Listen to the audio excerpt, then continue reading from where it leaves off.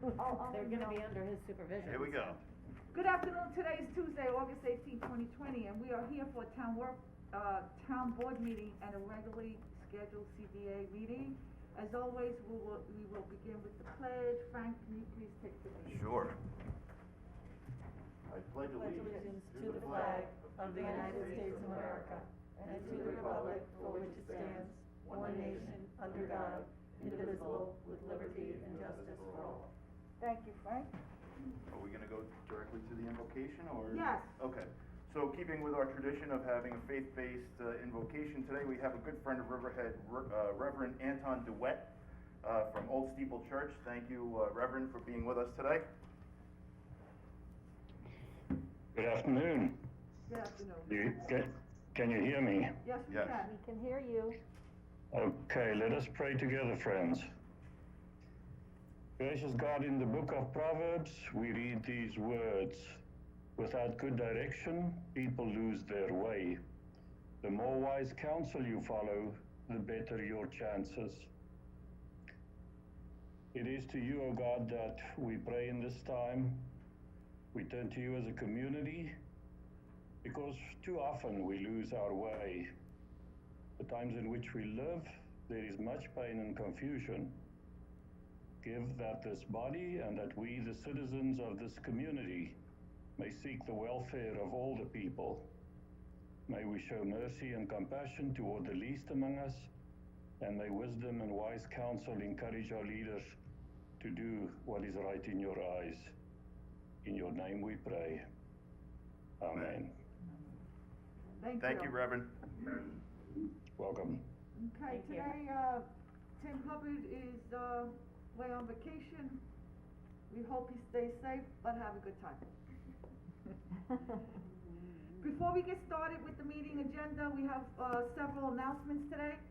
Tropical storm, the recent tropical storm was the worst storm to hit Riverhead and Long Island since Hurricane Sandy in 2012. Town Highway Department Superintendent George Woodson and his team are out there continuing their efforts to remove the tremendous amount of debris that was left behind after the storm and the declaration of the state of emergency. It will remain in effect until the entire town is cleared. Be mindful, we started this initiative last Monday, and it may take a bit longer than we anticipated as every street is cleared. And there's only one go-around. We're gonna go throughout the entire town once, and we are still in waiting river, unfortunately. I asked our residents to please be patient as our crews make their way through Riverhead to remove curbside debris.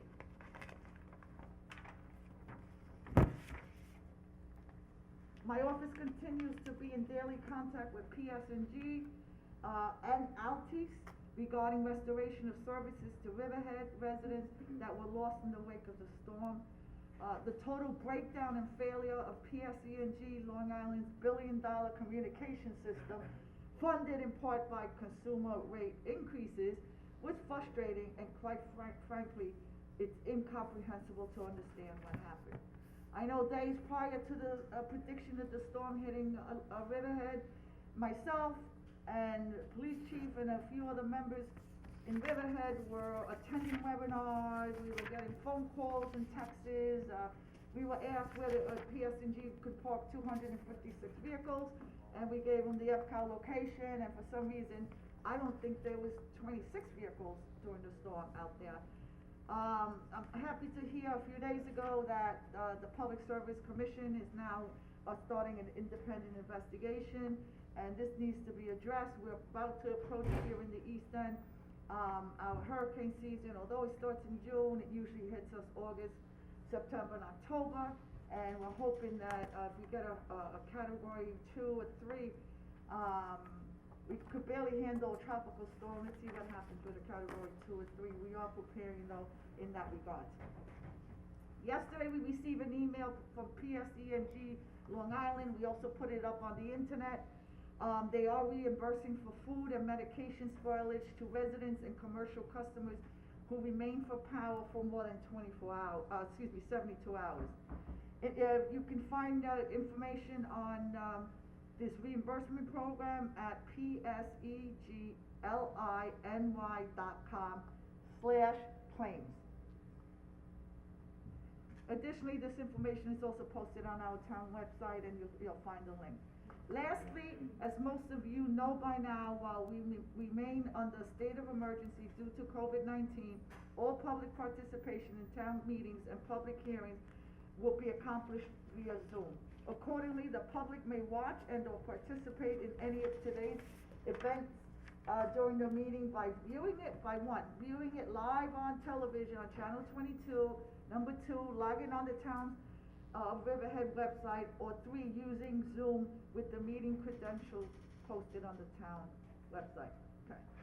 Moving forward, can I have a 1 and 2 to close the town board meeting and open the community development agency meeting? So moved. Second. Good. Diane, can you please call Sure. the vote? Bayrock. Yes. Kent. Yes. Giglio. Yes. Aguirre. Yes. The town board meeting is closed and the CDA meeting is now open. Okay, Dawn Thomas, our CDA director, will now come forward. Good afternoon. Good afternoon. We just need a resolution approving the minutes of the special meeting of August 4th, 2020 at 2 p.m. of the Community Development Agency. So I need a motion and a second. I move we approve the minutes. Okay, Second. So Okay. moved. okay. Bayrat? Yes. Kent? Yes. Hubbard? Absent. Giglio? Yes. Aguirre? Yes. The minutes of August 4th, 2020 are approved, and I guess we can open it up to comments from the public, if any. Okay, there were no CDA resolutions before us today. However, as mentioned, we can now move on to the public comments of any CDA issue. Okay, so anybody in the meeting room joining us by Zoom, if you wish to make a comment on any CDA matter, please indicate so by unmuting yourself. Not seeing anybody.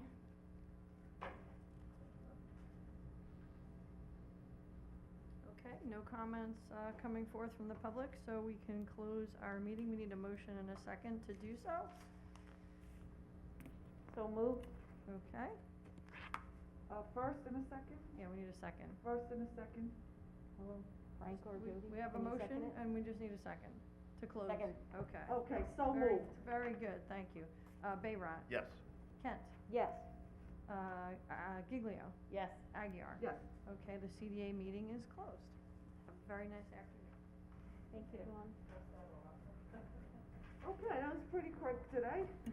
Okay, moving forward, can I have a first and a second, Diane, do you have any, communications? I do. Because we didn't open up the meeting yet. We closed the CDA, don't we have to open up the? We have to, yeah, so we have to hold on. So can I have a first and a second to reopen the town board meeting? So moved. Second. Okay, So moved. Want me to? yep, Bayrock. Yes. Kent. Yes. Giglio. Yes. Aguirre. yes. The town board meeting is now reopened. Okay, great. So Diane, now that we're all on target and we've Okay. covered everything, do we have any communications or reports? Just some correspondence, a letter from John McAuliffe, making comments on the appointment of a new town justice. Keith Lewin, comments on chapter 301 zoning and land development, part 3, article 53, water conservation and landscaping. Barbara Glass, comments on public hearing of August 4th regarding chapter 301 zoning and land development, outdoor car storage.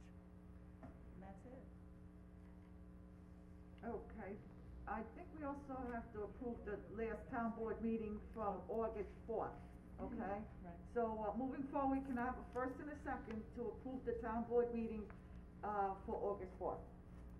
Make a motion for the minutes. Second. So moved. Bayrock. Yes. Kent. Yes. Giglio. Yes. Aguirre. Yes. The minutes are approved.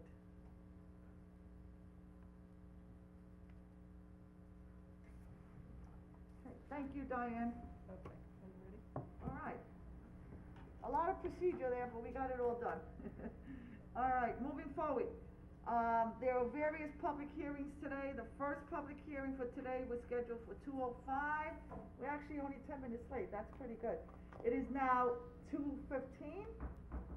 We are opening a public hearing for consideration of a proposed local law to amend chapter 301 of the Riverhead Town Code entitled Zoning and Land Development, 301-231 off-street parking.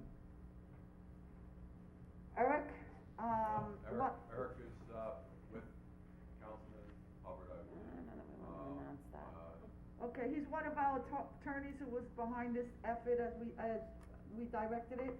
But here today in his place is, our town attorney, Bob Kosakevich. Thank you. Can you- The proposal that's before the board, in which we are looking here for proposal on, is to limit the amount of front yard space that's going to be used for purposes of parking of vehicles.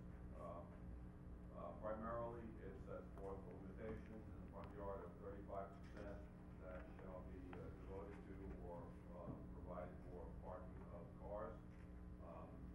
Anything that exceeds 35% would be a violation of the law. Vehicles must park on those hard surfaces and not on the grass, except that in inclement weather, where flooding or snow accumulation makes it impractical, they will be permitted to otherwise park on the grass area. In addition, there are penalties which are provided for that are separate and distinct from those that are otherwise provided in chapter 301. The first conviction is set forth that the fine shall not be less than $100, no more than $250. Second conviction, within a period of 2 years, the fine would be not less than $250, no more than $500. And then for a third and subsequent conviction that would occur within a 2-year period, the fine would be not less than $500, no more than $1,000. Great, thank you. Thank you. Okay, at this moment, does any member of the public wish to be heard on this, legislation? Devin, is there anyone in the Zoom meeting room waiting to speak on this behalf? Okay, so if anybody in the Zoom meeting room wants to make a comment, please unmute yourself so we can see who you are. And raise your hand. Should I come back and Anybody speak? want to speak, you can raise your hand or unmute yourself. Seeing nobody? I just wanna, we did get an email, and I don't think that it was sent to the town clerk from Keith Lewin, who is unable to be here today. He sent it to Catherine Kent and Tim Hubbard and myself for some reason. And he had some questions. Seeing as it wasn't sent to you, I think maybe we should read it into the record. Do you wanna read his letter into the record, or should I give it to Devin? Yeah, So that she can read Devin it will into the read it. record, and then maybe we can ask Bob to clarify some of these concerns. You Sure. want- Do you want me to read it? Unless you want me to read it, Yeah, you can read it, Jody, you have it on your computer, we Alright, don't have it on so- ours. It Thank says, you. Tim, Jody, and Catherine, and if anybody in the public is writing on a public hearing and they're not able to be in the Zoom meeting or in attendance, then it's important that you send it to the town clerk so that she can make a record of it. I will forward the clerk a copy of this so that it is with the minutes of the public hearing, but it says the proposed regulations of off-street parking will apply to my properties, and one of my driveways is in violation of the regulations. So my interest isn't just out of curiosity. I would ask these questions at the public hearing, but I have a schedule conflict that will prevent my participation. Would these regulations apply to already established driveways, or will existing driveways be grandfathered? And I believe the answer is that it does apply to all driveways. Correct, Bob? That's correct. Okay, so it will apply to all driveways. Number two, if existing driveways are grandfathered, what happens if an existing driveway is improved? Well, they're not grandfathered, so that answers that question. Three, will there be accommodations for driveways on properties with very small lots and small front yards? While my River Road neighborhood is zone B40, there are many homes sitting on narrow, substandard lots. As an example, one of my properties has a 22-foot wide house located on a 25-foot wide lot. The house is located fairly distant from the road, so the driveway extending from the road to near the house occupies more than 35% of the front yard. And I think the clarification for that, Bob, and correct me if I'm wrong, is that it doesn't matter how big the driveway is, no more than 35% of it can be occupied with cars. Is that correct? Well, the area that's going to be improved would be 35%. So the surface is 35%. The amount of cars obviously can be one or two, but, that, the cars would not be the 35% measure. Now, as far as, substandard lots or lots that do not meet the specs, I think this is an item that the board should consider if you wish to grandfather properties or if you want to send them to the zoning board of appeals. So that's interesting, we do have that, we can address it if somebody wants to have, an exemption.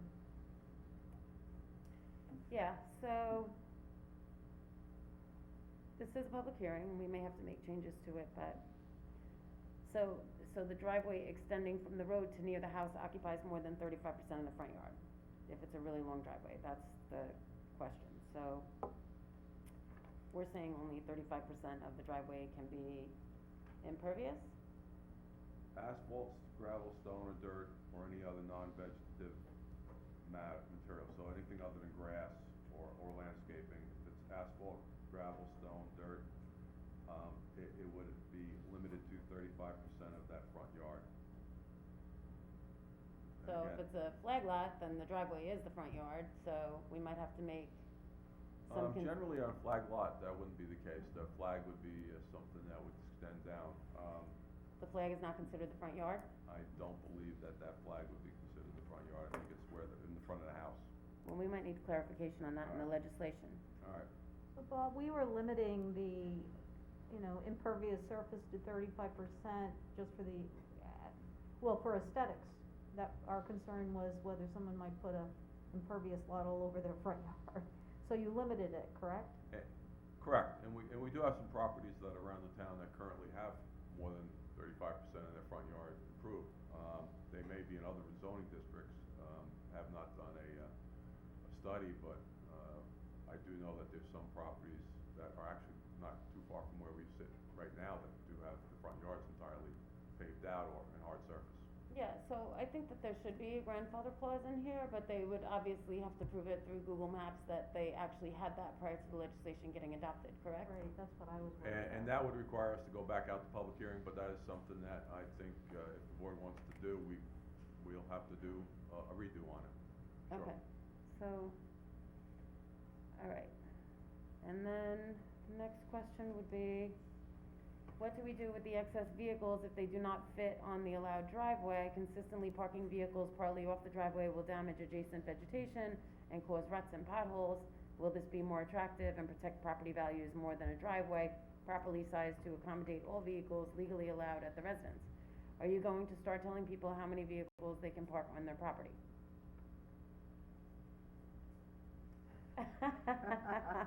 Well, I think the answer is, if Yeah. it's a small parcel and a small residential, unit, there shouldn't be an excessive amount of cars. Right, I agree with you, and I think that the intent is just to not have, cars on the front lawns and all in the front yard, and if there could be accommodations in the back for additional cars, as we've seen, then, that's something that should be considered. But right now, when you drive around town, and other towns have this similar legislation that says that you can't park in the, on the lawn. This is not, yes, legislation is something that is already in place in at least 2 other jurisdictions on Long Island. Southampton and, Brookhaven and, Brookhaven. Islip, I believe, And Okay, very nice. or Babylon, I can't This recall. legislation is, applicable to a 2-bedroom, 1-bath home with 10 cars on top, in the Yeah. front lawn. Correct. And that's visible, and that's when you're gonna get, the citation for it.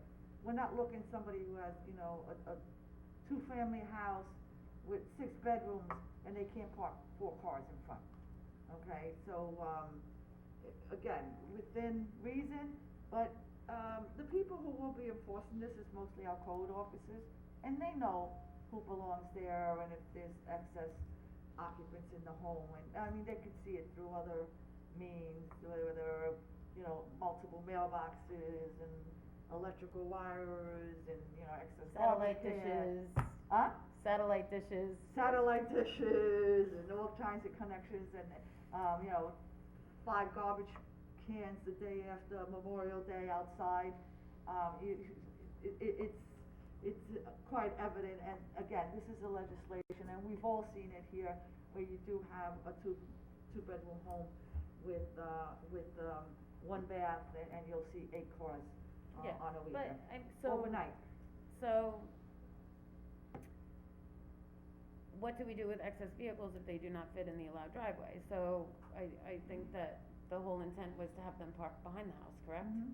That's what the other towns did. That's what the other towns have, Catherine? Cause I know you Did looked that- into did it- this. Well, we had originally looked in one of the towns, I think you had to park in the back, but then we were concerned some people might not have the room in the back. We looked at this for a long period of time. A lot of little things to work out. If it's a very narrow piece of property, they're not gonna have enough room to get around the back, which was one of the That was the problem. concerns. Mhm. Again, I don't know what an excessive amount of vehicles are. If you're talking about a very small piece of property and there's 10 cars on the property, yeah, there's an excessive amount of cars, there's probably another problem there. Well, and not only that, but the state dictates how many people can be in a bedroom. So if you Correct. have, Correct. you know, it's what, the first 50 square feet of a bedroom and then I think it's 70. 70 and then 50 thereafter. So depending on the size of the house and the bedrooms, the occupancy determines how many cars should be there per se. Right. If there's, you know, 2 10 by 10 rooms, then, you know. Right. So, I think that there are some good points here, but I agree with what the supervisor's saying, and I am thankful that you did look into this and excess about, you know, if you don't have any side yard and you can't drive back to the back to park the cars in the back, it's a problem. So, I think that the grandfather clause is something interesting that we should maybe look into, but, okay. Let me just ask a couple of things. Bob, is it a problem if it's too subjective to say an excessive amount? That's, Well, I mean, I don't know how else we don't you use would do that it, word though. in the legislation. Pardon me? This is a question This is that's the coming question, from, it's this is not a in the question that's legislation. coming to us. We do not use the word excessive in the legislation. We use Right, I didn't think 35, so. we use 35% as a measure for what was believed to be the appropriate amount for Right. somebody taking a grassed front yard and turning it into a parking lot. I mean, it seems to me a legal mess if it's too subjective. The other thing is, I'm assuming this is trying to pick up, you know, people who are, it's a regular basis, not if they're having a graduation party or. Of course not, yeah, you're right, And that's a good point. And And that is that's a good probably in point, there, and right? that answers the next question, which is, where should the occupants and their guests park if the driveway is too small and there is insufficient road frontage to park additional vehicles at the curb? Do you even want to promote parking at the curb on our already narrow country roads? Is parking vehicles along the curb safer than having the vehicles parked off the street? Having prior town boards proposed limited curbside parking due to concerns about traffic safety and appearance of the neighborhoods. So, I know that we had looked at the parking on the roads, and that was during snow emergencies and for plowing. And then alternate side of the street parking has been explored in the past, but we really haven't adopted anything to that effect except for by the aquarium, isn't that correct, Bob? I think that Catherine and what you Are and the we super- talking about in this immediate area as far as, off-street parking or I'm talking on-street about, parking? I'm not sure. Town of Riverhead said, no, you can't park in front of your house, and the only time that I remember that happening was by the aquarium, because the people were complaining that they couldn't park their own cars in front of their houses, and people that were visiting the aquarium were parking on their streets, and I think it was only on Ostrander that we limited where people could park, and down in Wading River, down by the beach. The code is pretty extensive, setting forth areas where there's no parking. I haven't done a street-by-street analysis Okay. of that, and so. I think that, I mean, when it I'm says not- their guests, where should the occupants and their guests park if the driveway is too small? If we were gonna have a no parking in front of somebody's house, we would have a public hearing on it, and they would be able to come out and speak and say, we have a problem with it. But, for the most part, you can park in front of your house, and your guests can park in front of your house, and they can park up and down your driveway if they're just coming for a graduation party, right? Unless we have banned parking on the street, they could park on the street. Again, not knowing a particular location, it's tough to answer that question. Does the legislation say that guests, when they have a graduation No. party, that the guests can't park in the driveway? It does not speak to guests versus invitees versus Okay. people who are tenants Yeah. versus people who are homeowners. Okay. It's a Jody, limitation on the front yard, area that can be improved Okay. for parking. So I think that's really a moot question. That's usually a given, if you have an event at home, it's a temporary thing, it's only for a few hours. And I don't think, I'm not an attorney, but I've read enough law in my life, and I don't think it's in any legislation omitting an event out parking in the street. Me either. So, And then the next question is, what accommodations will be available within these regulations for people with disabilities or other issues that make it difficult for them to walk or carry packages from their car to their house? Both my and my wife's parents progressed from walking with canes to using walkers and eventually wheelchairs, so the distance between their home and the car in their driveway was important. And I don't think we're telling them where the 35% has to be, right? right, No, no, absolutely and, not. and I would say that if it's, again, a elderly couple, one or two in the house, they're not gonna have a problem with the 35% rule, so I don't think that's really a fair question. It seems to me sort of what we used to call in law, a red herring. Yeah, a red herring, and of course, we always accommodate any, people anyone who's disabled. Right. Or a Right. guest with a broken ankle. Yeah. And then the last one was, finally, why is the size of the driveway so important that it needs to be regulated? A well-maintained driveway improves the value of the property and the appearance of the neighborhood. A front yard with no vegetation or a house needing paint will negatively affect neighborhood values and appearances, but are perfectly legal. As you push for using xeriscaping to promote water conservation, you will see increased use of ornamental stone, mulch, and reduced vegetation used in a landscape design. How will you determine what is water conserving landscaping and what is a driveway when up to 3 wheels of a vehicle can be parked off the driveway? So, I don't even know where to begin on, Sounds more like a statement why you shouldn't adopt it, as Well, by opposed the to a way, question. blighted properties does pick up a lot of those things that Yes. he's bringing up. Mhm. That and would, it's, those would be points in the blighted properties. and it's New York State Building Code, so, I don't think we've ever written any tickets on blighted properties, but it's in the New York State Building Code that the house has to be maintained and that the paint has to be, We you have. know, it's, so. So I'm going Okay. to assume that our That's code it. enforcement officers have looked this over too, Bob? I believe they've had a chance to look at it.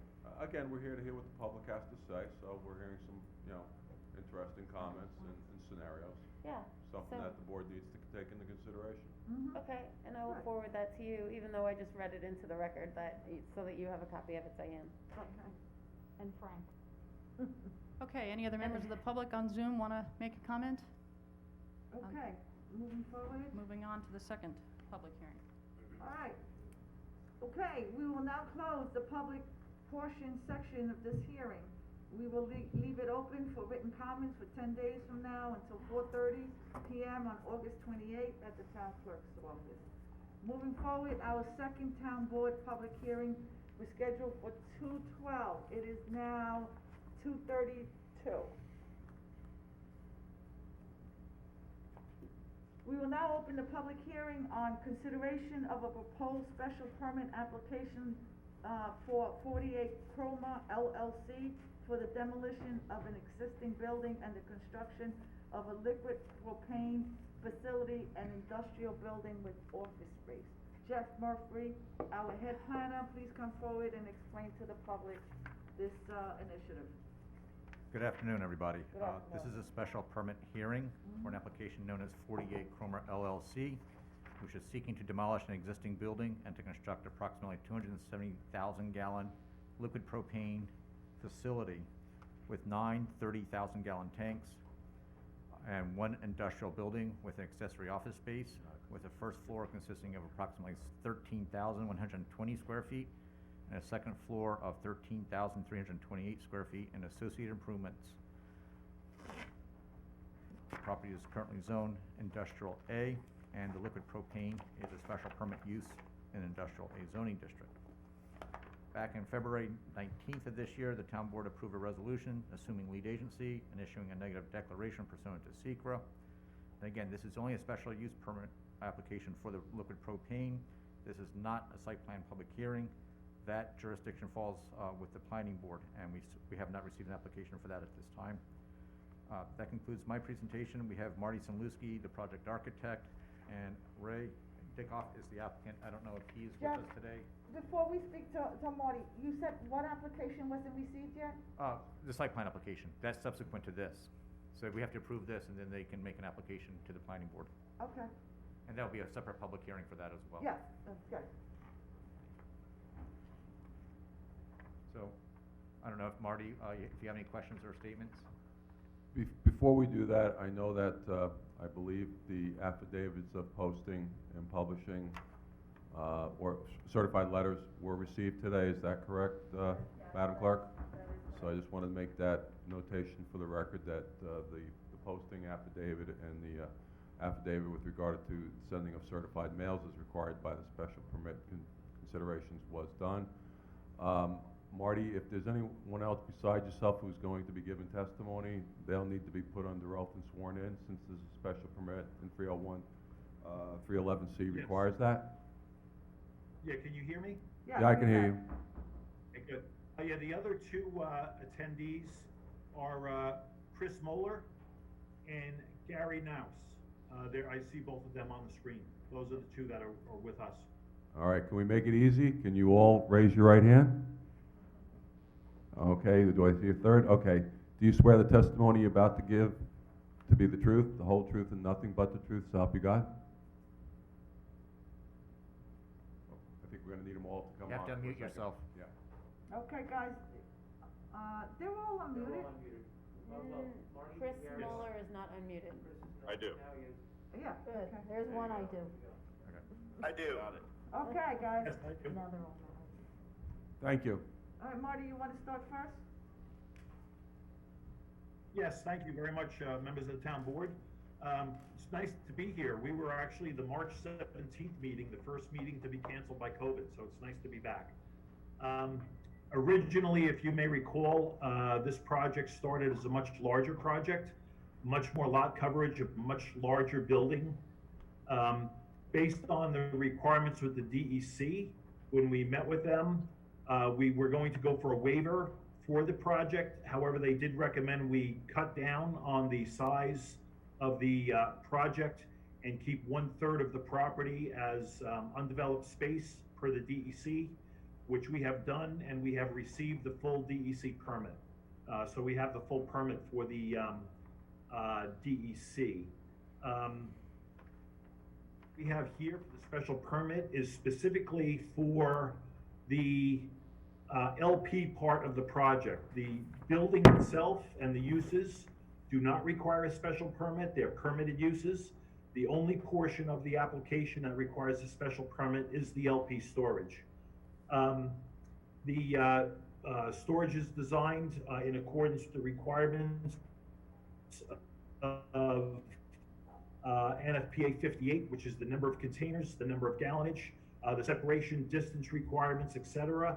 And it will have a full extinguishing system in accordance with NFPA 15, all of which will be required to be reviewed and approved by the fire marshal prior to the receipt of a building permit. So with that said, right now it's a fairly straightforward special permit hearing just for the LP tanks. The gentleman that I had mentioned earlier, Chris Mueller and Gary Naus, they are with Hiltz. They are the company that will be providing and installing the tanks. They do the installation. They also handle the training, maintenance, etc. of those tanks, all in accordance with NFPA requirements.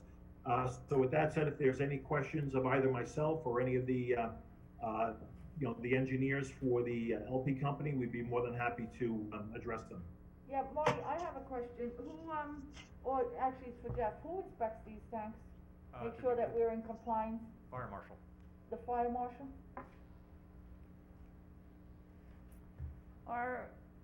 So there are several conditions with the special permit. Are they meeting all those conditions? Yes. Okay. And do they need any variances? No. Okay. That's all I got. Marty, what was the reasoning that the DEC gave to limit the property use? Just curious. Well, initially, we were going to have an application that included a larger building footprint. So the lot coverage was much more. The lot coverage met the town requirement, but we would have to go to the DEC for a waiver as far as lot coverage. So the DEC, they have a situation where they'll allow you a permit if you take 1/3 of the property and set aside that 1/3 of the property as DEC open space and revegetate it. So with our site plan, what we have now in the current site plan is a situation where, I'll show this right here. If you look right here is the site with Cromer Avenue on the bottom, and this is, Wait, let me by the get way, my this is a mirror binoculars. image because of the, but this area right here, the shaded area, is 1/3 of the size of the property that's left vacant and revegetated with, a vegetation that's approved by the DEC in conjunction with the Wild Scenic and Rivers Act. Right, So And it is within the Wild Scenic Recreational Rivers, correct? it's right across the Yes, from the river, and that right? permitted, that's Okay. correct. That's great, okay, thank you. And you're gonna, obviously, you're gonna have all the hazmat protocols that are required when you have 270,000 gallons of propane. The signage and, Just to the south of the property is another propane facility with Okay. the rail tank cars, and to my knowledge, we never had an issue with them. Okay. They are extremely regulated, and the fire marshals have their routine inspections they conduct, so I don't see that as being an issue. okay. There was a problem. Okay, somewhere any last week, other right? town board members care to comment on this matter? Okay. No more, Any public hearings? Any public? Well, is there anybody else? any public, comments on it? Raise your hand. No? Hearing none, we'll close the public portion section of this hearing. We'll leave it open for written comments for 10 days until 4:30 PM on August 28th at the town clerk's office. Okay, moving forward to our third and final town board public hearing, which was scheduled for 2:15. It is now 2:41.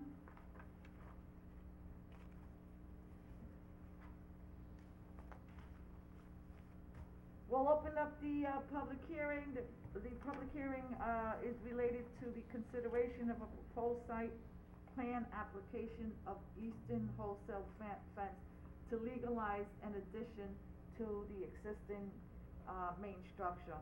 Once again, Jeff Murphy, our head planner, will briefly explain this, project to the, public.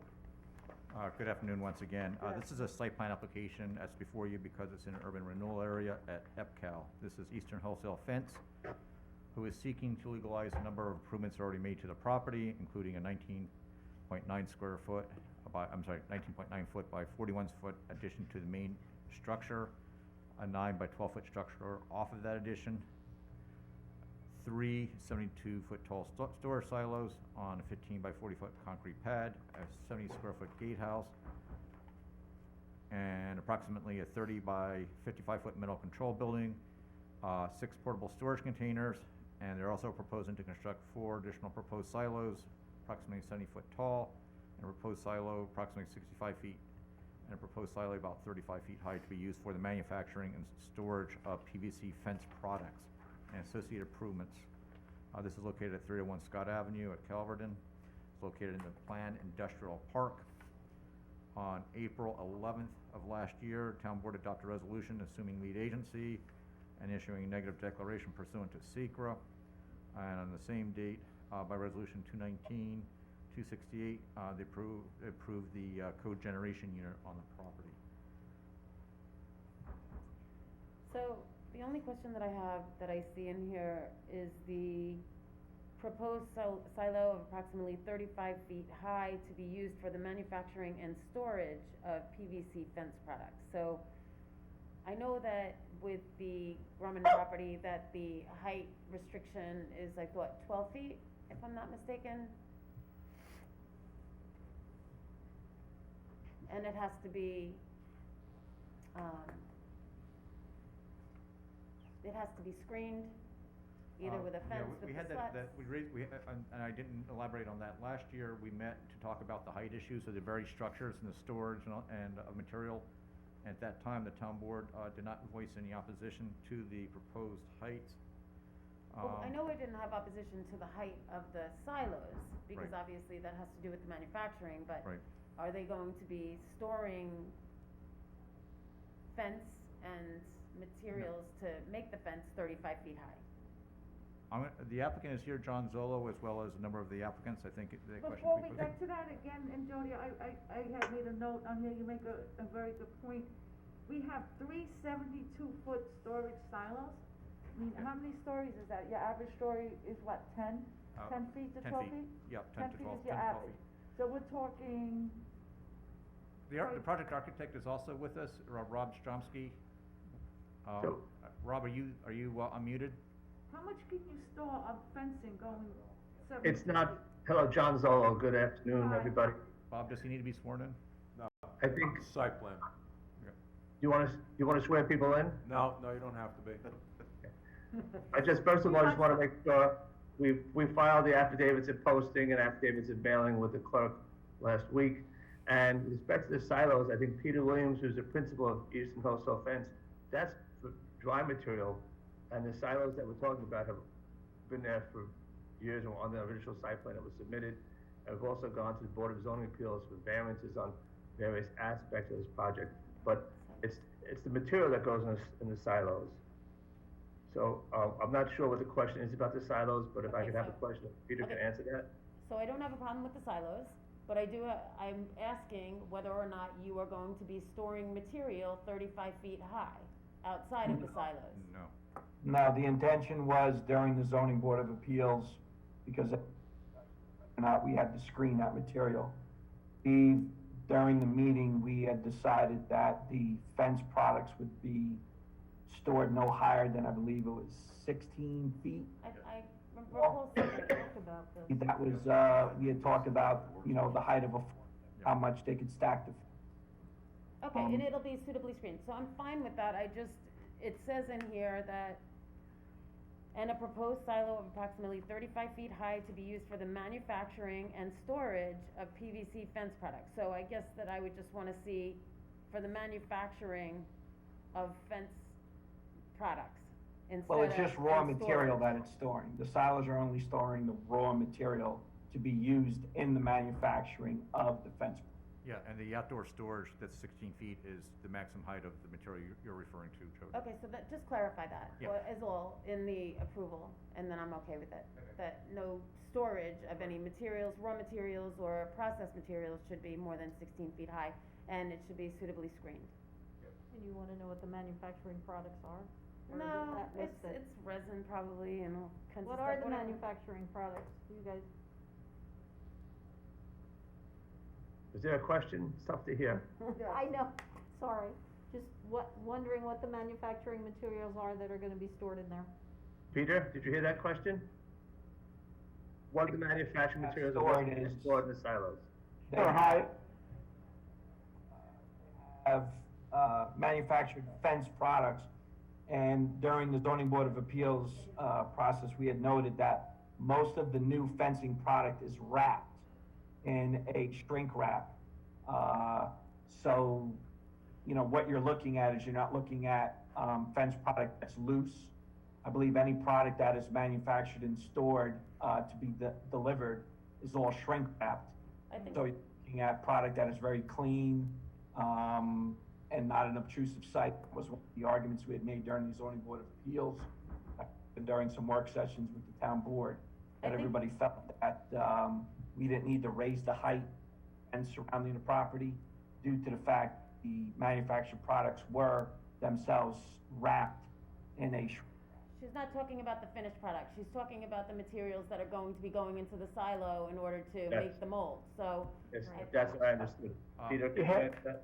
Yes, I Gentlemen, hold on, can. hold Hi, on. good afternoon, everybody. This Hold is, on, hold I'm on. Peter Hold on, Williams, everybody, the wait, CEO of wait. Eastern Wholesale Fence.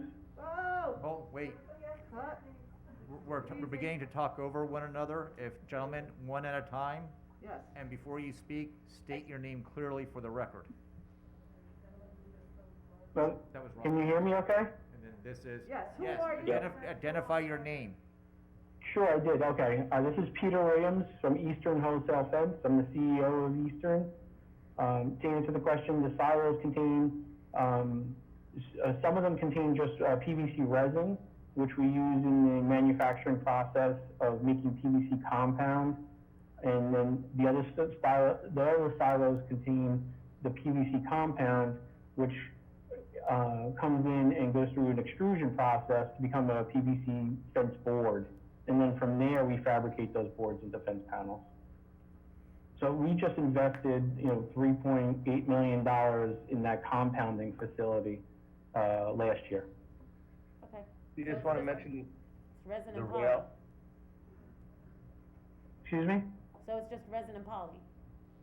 Yeah, it's just resin in some of them, and then the PVC compound, which is basically 80% resin and 20% UV inhibitors, impact modifiers, and other things. And those come in bags, so they'll be stored not at 35 feet high, right? They're gonna No, be under the those- 16 feet, right? No, that's, the finished goods will be no more than 16 feet, correct? Right. The other material would be in the resin and the compounds, those are gonna be stored in the silo, correct?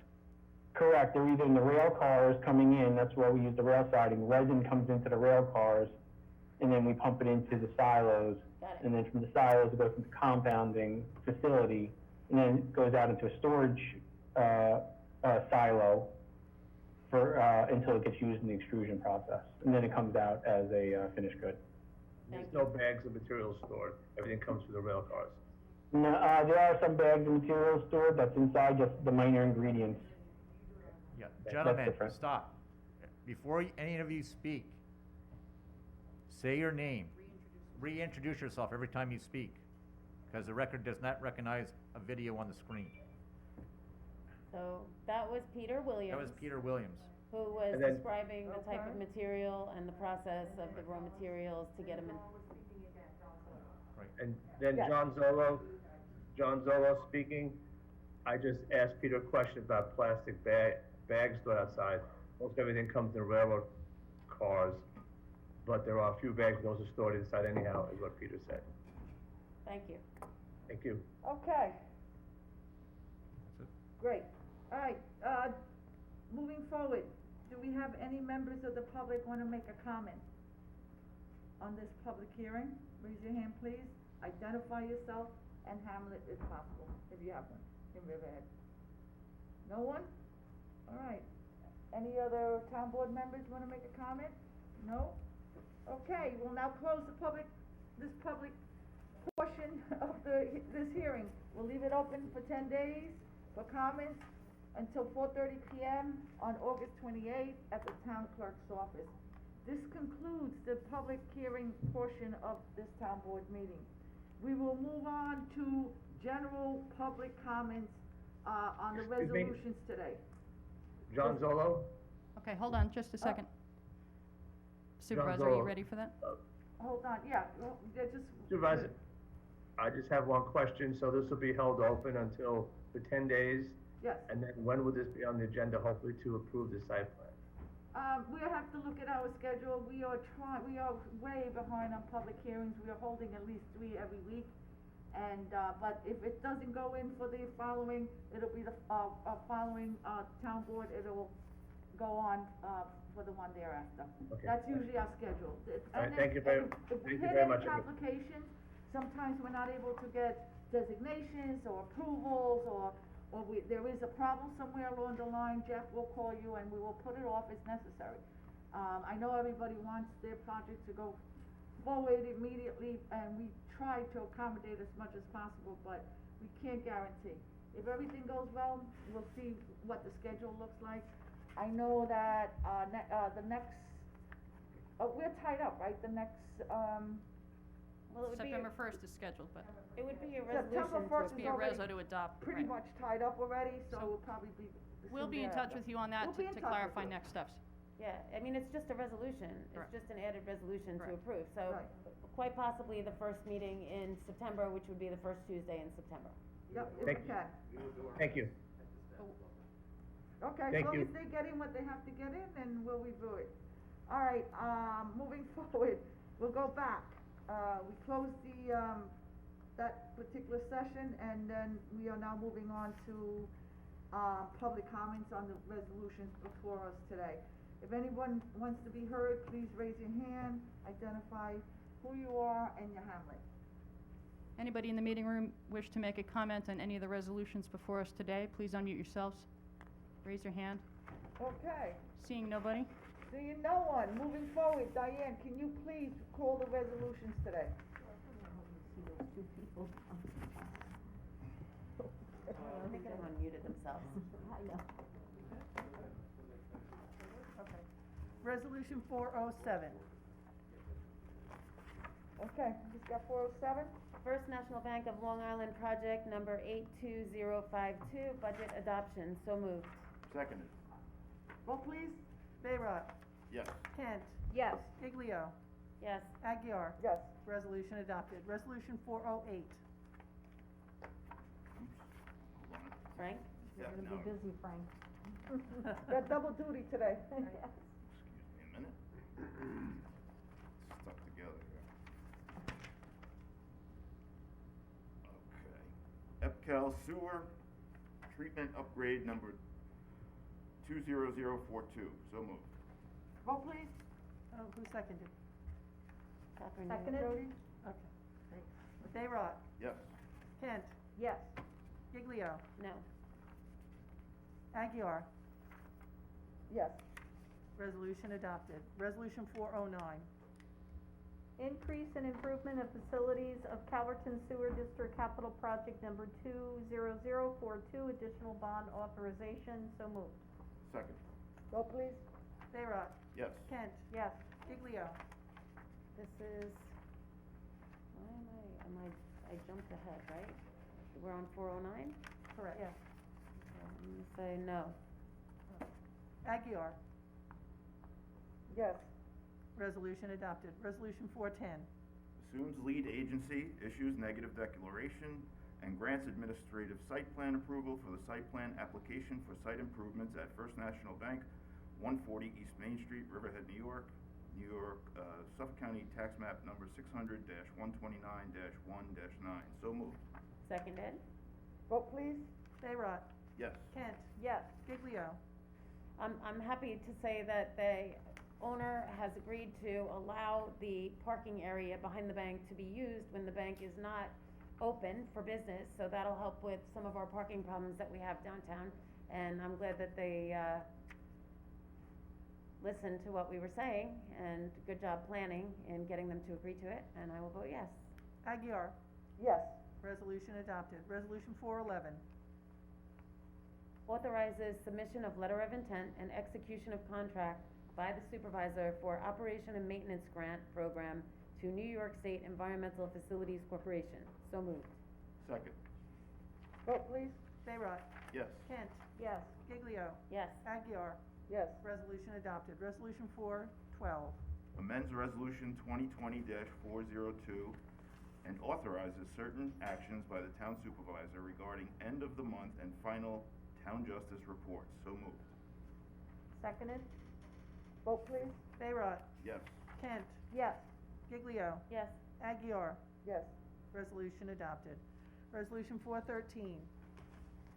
Stotsky Park Bleacher Project number 72001, closure, so moved. Seconded. Vote please. Bayrock. Yes. Kent. Yes. Giglio. Yes. Aguirre. Yes. Resolution adopted. Resolution 414. G&Z Retirement Community Water Service Capital Project number 81852, budget adjustment. So moved. Second? Vote please. Bayrock. Yes. Kent. Yes. Giglio. Yes. Aguirre. Yes. Resolution adopted. Resolution 415.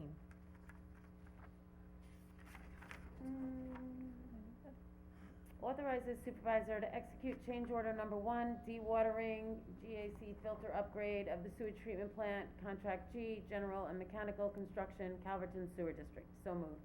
Second. Vote please. Bayrock. Yes. Kent. Yes. Giglio.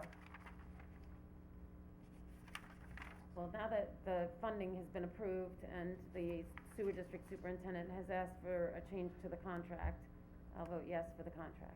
Aguirre. Yes. Resolution adopted. Resolution 416. Authorizes Class A biosolids engineering design report, map, and plan for the Riverhead Sewer District Water Resource Recovery Facility, WRRF. So moved. Seconded? Vote please. Bayrock. Yes. Kent. Yes. Giglio. Yes. Aguirre. Yes. Resolution adopted. Resolution 417. Authorizes Lawrence M. Levy, DBA On-Site Productions, to provide additional cablecast production services regarding the production of program graphics and live stream cablecast transmission, non-pro tunc. So moved. I'm sorry, I can't keep up with all these pages here. I don't, Oh my God. How long was that last resolution? Frank, just work off of the main sheet. Yeah. Just check them off. That's a good idea. All right. All right, seconded, I guess. Okay. Yes. Vote please. Bayrock, Yes. Kent, Yes. Giglio, Yes. Aguirre, Yes. resolution adopted. Resolution 418, Just look at me when it's my turn, 'cause I have no idea what's going on here. It's yours. It's mine, okay. 418, authorizes employee to attend intro to fire investigation class, so moved. Second. Vote please. Bayrock, Yes. Kent, Yes. Giglio, Yes. Aguirre, Yes. resolution adopted. Resolution 419, Approves the leave of absence for the employee that's going to go to training. So moved. Second. Vote please. Bayrock, Yes. Kent, Yes. Giglio, Yes. Aguirre, Yes. resolution adopted. Resolution 420, Establishes standard workday for elected officials, so moved. Seconded? Vote please. Bayrock, Yes. Kent, Yes. Giglio, Yes. Aguirre, Yes. resolution adopted. Resolution 421, Approve special event application, American Cancer Society Breast Cancer Walk, October 4th, 2020. So moved. Seconded. Vote please. Bayrock, Yes. Kent, I hope we get to hold this, it's a great event. I vote yes. Giglio, I agree. I mean, we can approve these now, but if it comes too close to the event and the COVID is not, they're not free to have the event, then the chief and the supervisor, I guess, will be the bearer of bad news. Yeah, we actually, they would have to run it through the state as soon as it gets very close. And then we have, if they get approval, then they can. They get an And this has been an ongoing thing, that there's no reason to run it through the state when this is when, back in October, you know, a few months from now, and, you know, if it doesn't get approved here, why go through this whole process? So if you approve it, then it has to definitely go there when it gets closer to the date. Very good. okay, so Jody, yours was a Yes. yes. Aguirre, Yes, provided state approval. okay, resolution adopted. Resolution 422, Approved special event application of Race Awesome Jamesport Triathlon, July 11th, 2021. So moved. Hopefully we'll be out of COVID by Oh, my goodness, 2021, yes. right? Seconded. Vote please. Bayrock, Yes. Kent. Yes. Oh, wait, Jim. Okay, Giglio, Catching. Yes. Aguirre, Yes. resolution adopted. Resolution 423, Refund request of special event application fee for Halleckville, Long Island Fleece and Fiber Fair. So moved. Seconded. Vote please. Bayrock, Yes. Kent, The sheep are gonna be disappointed. Yes. Giglio, Yes. Aguirre, I'll be disappointed. I look forward to that event every year. Yes. resolution adopted. Resolution 424, Refund request of special event application fee for Halleckville Horseradish Festival. So moved. Seconded? Vote please. Bayrock, Well, this happens to be my favorite, so, yes. Kent, Yes. Giglio, Yes. Aguirre, Yes, but my favorite is Budgeons. Budgeons, yeah. Horseradish Festival. resolution adopted. Resolution 425, Amendment fee waiver request for special event Wading River Duck Pond Day. So moved. Seconded. Vote please. Bayrock, Yes. Kent, Yes. Giglio, One of my favorite events. Yes. Aguirre, Yes. resolution adopted. Resolution 426, Amendment fee waiver, request of special event Chicken Kids. So moved. Second. Yes, absolutely. Vote please. Bayrock, Yes. Kent, Yes. Giglio, Yes. Aguirre, Absolutely. resolution adopted. Resolution 427, Amendment fee waiver request of special event application East End Arts Mosaic Festival. So moved. Seconded. Vote please. Bayrock, Yes. Kent, Yes. Giglio, Yes. Aguirre, Yes. resolution adopted. Resolution 428, 428. Amendment fee waiver request for special event LIAPA Antique Tractor Show and Truck Show. Sorry. So moved. Seconded? Vote please. Bayrock, Yes. Kent, Yes. Giglio, Yes. Aguirre, Yes. resolution adopted. Resolution 429, Awards bid installation of water mains and appurtenances, G and Z Retirement Community Middle Road Riverhead Water District. So moved. Seconded. Vote please. Bayrock. Yes. Kent. Yes. Giglio. Yes. Aguirre. Yes. Resolution adopted. Resolution 430. Extend bid non-pro-tunc for truck parts. So moved. Second. Vote please. Bayrock. Yes. Kent. Yes. Giglio. Yes. Aguirre. Yes. Resolution adopted. Resolution 431. Classifies action pursuant to SECRA, assumes lead agency status, and issues negative declaration pursuant to SECRA for the special permit application of Peconic County Brewing Company, LLC, to establish a brew pub use upon real property located at 221 East Main Street, Riverhead, New York, Suffolk County Tax Map number 119, Block 1, Lot 22.1. So moved. Vote Seconded. please. Bayrock. Yes. Kent. Yes. Giglio. Yes. Aguirre. Yes. Resolution adopted. Resolution 432. Schedules public hearing on the special permit application of Peconic County Brewing Company LLC to establish a brew pub use in an approved ground level tenant space upon real property at 221 East Main Street, Riverhead, and authorizes town clerk to post and publish notice of public hearing, Suffolk County Tax Map number 600-119-1-22.1. So moved. Vote please. I need to Oh. second it. Seconded? Bayrock. Yes. Kent. I think Frank's gonna need one of those brews.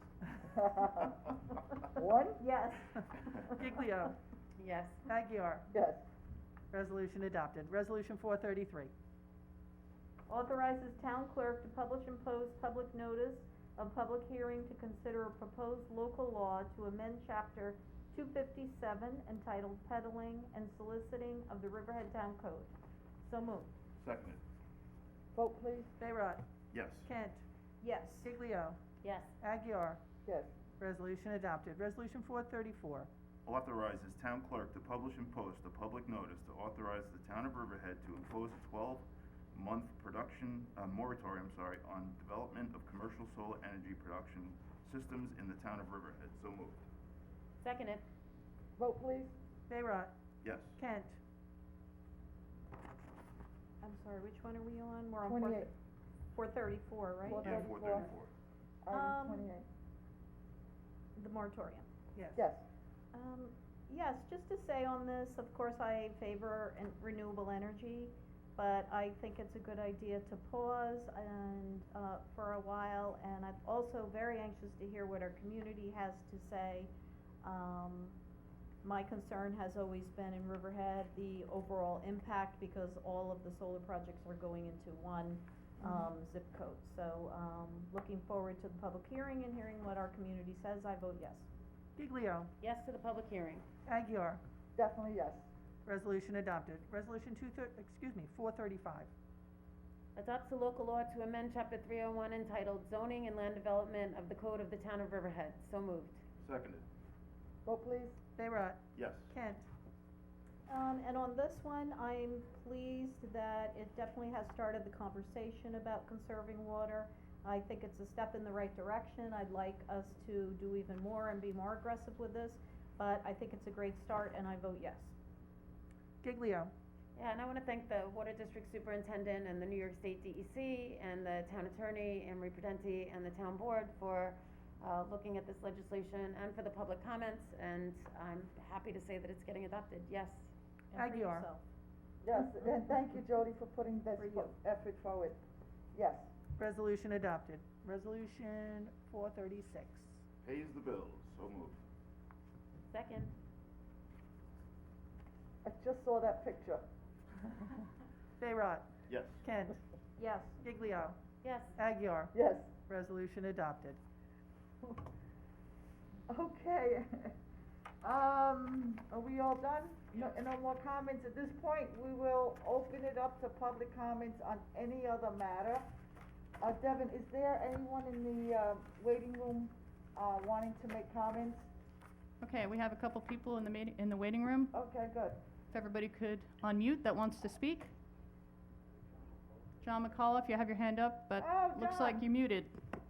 Come on. There you go. There Can you you hear go. us, John? Here we go. Okay. All right. Name and thank you. hamlet for the record. Keep it to 5 minutes, please. Yes. These are two follow-up questions. Name and hamlet for the record, for the transcriptionist. Sorry, right.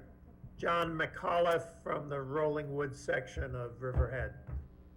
Two follow-up questions to the last board meeting. One is, maybe the time has passed on this, but is the board planning on doing anything to fill the vacancy on the town justice position? The second question is whether there is any update on the permits, the water permits, both as to whether you found out why you were not informed about them, who was responsible for not informing you about them, that is the denial of the permits, and second, what your process or progress is in addressing that problem. Okay, concerning the replacement of justice, as you know, that ship has sailed, unfortunately. The democratic process, I'm not talking about party line, I'm talking about the right to democracy here in the United States, has taken its place, and two candidates were selected. Unfortunately, I had no say in it, and let the people of this town decide how they're gonna vote and who they're gonna vote for. Does any member of the town board wanna make a statement on that also? Yeah, I've had several conversations with our town justice, Lori Holst, the sitting justice. She said that the caseload has been diminished significantly due to COVID and not having any landlord-tenant disputes or evictions and other cases that might have appeared before her. She said that she's managing very well through virtual arraignments and, you know, doing what she's doing, and she's keeping up with everything. She has asked that two positions that have been vacant in her department for quite some time be filled, and I believe the town board will be discussing that in executive session on Thursday. Okay, so no need to fill the vacancy is the bottom line, right? Well, the town justice is saying she's doing fine handling the caseload. Yeah, no, that's why I'm understanding. I'm just being sure I'm understanding you. And we'll stay on top of that. I mean, certainly we take our lead from, Judge Holtz as to what she needs. And as far as the, you know, I look forward to letting the democratic process run its course and hearing what the public has to say, and I certainly hope that everybody educates themselves on both candidates, and so they can make their best decision. Well said. On the water permitting question. The water permitting, we have, had various meetings, and that's in progress. It's gonna take a while. We are creating a game plan on how to approach the DEC. However, just be mindful that we have gotten numerous approvals from the water department. We've also gotten federal grants, we have gotten state grants, we have gotten local grants. So apparently they will just take whatever permits we put in, allow us to operate, and we get federal grants at the same time. So it's an issue, you're right, that has to be resolved. It's an issue that just recently rose, and it's an issue that will be addressed. Okay. We have a very aggressive capital improvement, agenda for the water district in order to improve the facilities. So that is in the works, and as far as the subdivision is concerned, I believe that the individual sites, when they come in for a development, that's the time that they would show how they're getting their water and their sewer. Okay, and have you found out anything about why you were in ignorance of the fact that these permits had not been approved? When the stories first appeared, it appeared that no member of this board or of the previous board had been informed of the fact that these permits had been disapproved. We're correcting that. We have had discussions. Okay, anybody else in the meeting room to make a comment? Okay, Sharon. Comment. On the bottom right there, what does that say? Chip, does that say Sharon? Sharon, go ahead, please state your name and hamlet for the record, and keep your comments to 5 minutes, please. Sure, my name is Sharon Park. I reside in Aquabog. I have a son going into 3rd grade and a daughter going into 6th grade. I'm very concerned with the continued approval of more and more apartment buildings being built downtown. The Riverhead Central School District is having an incredibly difficult time at the moment for a variety of reasons. The one I'm focusing on is the overcrowding. There's been an ongoing issue, and as the community is completely divided, again for a variety of reasons, things like the bond to build additional space, as well as the recent budget, have both received more no votes and have failed. I am all for the revitalization of Riverhead, the plans for the open space on the water, and the idea of drawing people downtown, but it's taking a toll on the school district, especially the students and families who currently reside in the Riverhead Central School District. Why does the town board continue to approve more and more apartments to be built when the school district is beyond overcrowded and will only get worse and worse when those apartments are completed and rented? Where are all those kids going to go? Please start to really think about the continuing to approve apartment buildings to be constructed and focus on the overcrowding, the issue we are currently having.